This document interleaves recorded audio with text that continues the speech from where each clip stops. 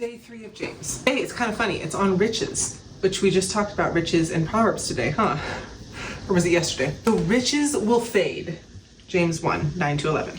Let the lowly brother boast in his exaltation and the rich in his humiliation, because like a flower of the grass, he will pass away. For the sun rises with its scorching heat and withers the grass, its flower falls and its beauty perishes. So also will the rich man fade away in the midst of his pursuits. What's a pursuit? I'm going to ask you that in a minute. Do you know what lowly means? Like the lowly brother. Like you're low. Like poor. Yeah. Yeah, it's talking about someone who lives without very many things. They're a very poor person. So what does exaltation mean? Like very high, like a king or a king or queen or like someone who has lots of money. So to exalt something means to think really well of it. It literally means to lift it high. So you'll hear people talk about like exalting God. That's like making him big, lifting his name on high.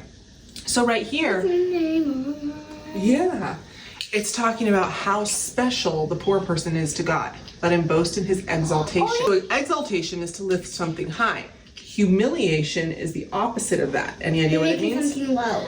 I know what humiliation means, but I don't know how So here it's not talking about like having a humble heart. It's talking about when you are humiliated, which means to be brought low.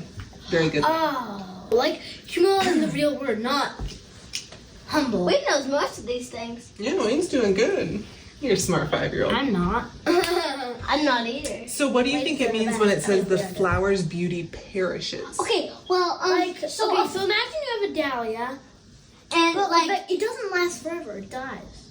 it dies. It goes away. Like a tulip, it like fades in color. Yeah. Right. It fades color. So perish means to die. Yeah. So, Go away. and I asked the question here, have you ever seen a beautiful flower that withers and dies after a couple days? Yes. That's, that flower. The sunflower. yeah, they're starting to die. Yeah. So that's And the like picture. dahlias. So that's the picture that James is drawing here. So he says, just like flowers do that, the rich man fades away in the midst So of his also pursuits. is the rich. Do you have any idea what that means? No, what are the pursuits? I know, What does it like, mean I know to what pursue someone? Yeah, like chasing them, but I don't get in the midst of his pursuits. So pursuits are something that you're chasing in life. It could be your job, your family, a dream you have, and when something fades away, it just kind of turns into nothing. So as the rich man is chasing his dreams, they fade away into nothing. Just like the flowers fade away and die, riches will fade away and die too. Yeah. So God's word is the same for everyone, right? Yeah. Yeah. But sometimes different people need to remember different things, right? Yeah. Yeah.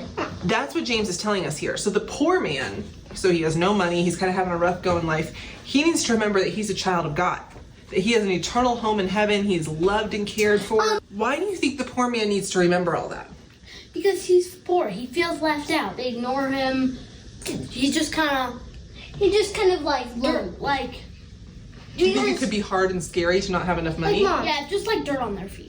Yeah. And they ignore him. So he needs to remember how exalted he is by God. The rich man, yes sir.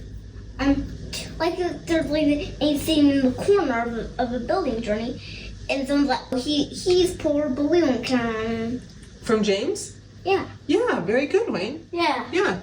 Though where he exalts the rich man, hey, This you is the sit next up one, James. high. Right, this is the next and- chapter though. You're getting ahead of yourselves. On the opposite side, the rich man needs to remember humility. He needs to remember that being rich is only for a moment. Do his riches go to heaven with him? No. No. It'll all pass away like the wildflowers because you can't take your riches to heaven with you when you die.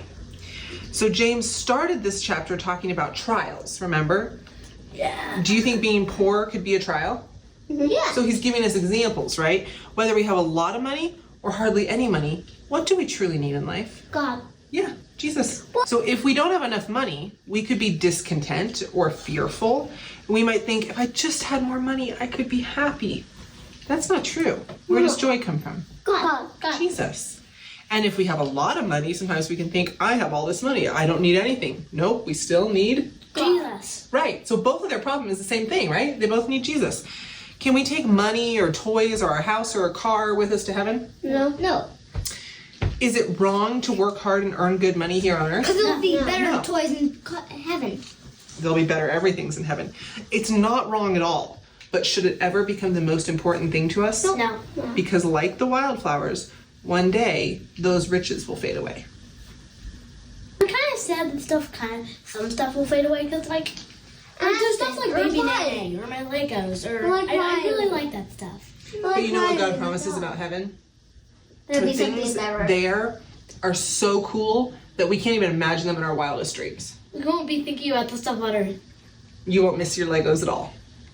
Probably because there'll be Legos that can actually move and talk, like electric Legos. What's that? That will be something. What if I don't know where everything is in heaven? I'm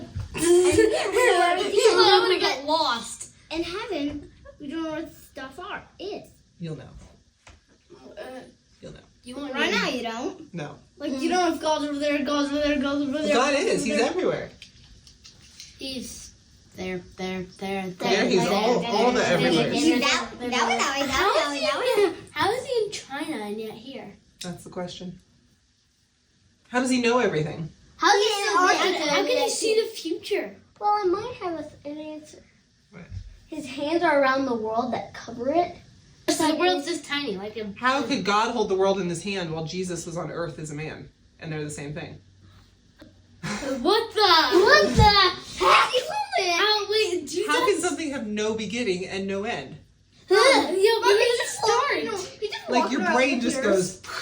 That's And you know what? How's So much of Christianity makes perfect sense. And then there's those How things did James?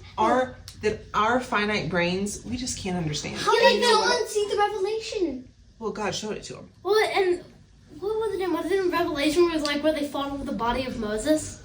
Oh, it says it in. Is it in Jude? Or, yeah, I think it's in Jude. Or James. How did But he said like when they disputed over the Body of Moses. Yeah. Yeah. The angel and Satan. Why did and you're like the angel No, and that's all we the know. angels and Satan fought over the body of Moses. And you're like, hang on, what? What? That's those are questions we'll get. Oh, stop putting your feet. Like we go in heaven and we're like, Okay, God. That We makes- have questions. that makes so much more Start at number sense. 1 Right. and go to number 500. I think a lot of it when we get there, we'll just understand. And like, what did he write in the dirt? There's so many questions. I wonder what he wrote in the dirt. There's so many questions. And I think it'll all make sense. Have you guys ever seen a tapestry? No. Do you remember like where people stitch? I've heard of one. There's this big tapestry in Redwall. Yeah, so on the top of it, it's beautiful. It's all these patterns stitched together and it makes a beautiful On the picture. bottom, it's dirty. On the back side, it's all the loose ends of all the different colors of threads, and it's kind of a hot mess. And I once had someone say that life here on Earth is like looking at the back of a tapestry. You can kind of see the shapes, but there's a lot of loose ends. There's the things that don't make sense. It's kind of ugly and dirty, and sometimes it's painful. And when we get to heaven, it's like that tapestry gets turned around. Like we're just going, and we're we're just making like, our way through the my gosh. tapestry. And we see the picture of what it was supposed to be. And we're like, Yeah. oh my. Mom, sometimes like this, and every time we do something good, it turns more and more and more and more and more until we see it. I think we'll never fully see it till we get to heaven. And that's kind of sad. What do you think? I wanna How see it big before do I you die. think it will be? Like this It big? makes you excited for heaven, though, Yeah. to see the big picture. All right, I gotta go milk.